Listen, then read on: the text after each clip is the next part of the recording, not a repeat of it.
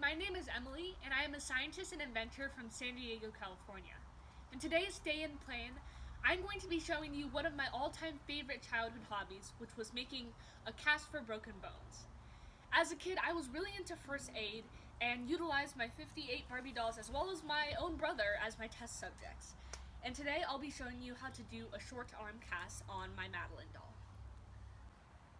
A short arm cast extends from the distal palmar crease to the proximal third of the forearm.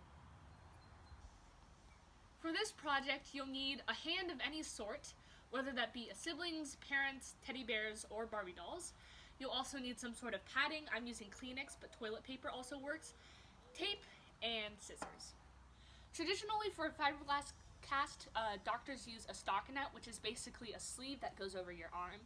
But I obviously don't have a sleeve that's small enough for Sarah over here. If you're doing this on a human, I would recommend just cutting the toes off of the sock.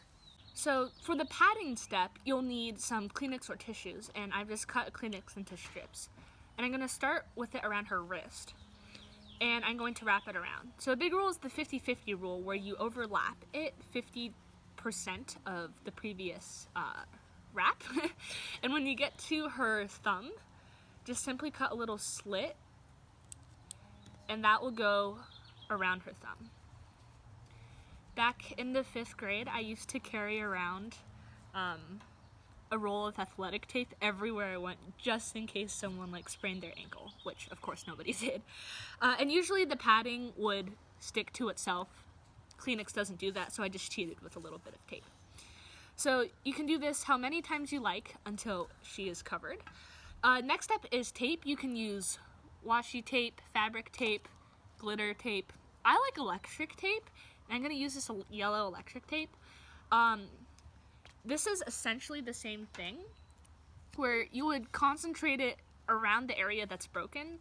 She's perfectly fine, so I'm not going to concentrate the wrapping around anywhere. But once again, following the 50-50 rule, going up.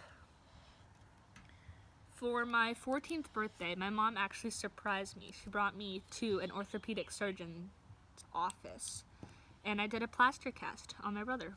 Once again, making a slit for her thumb.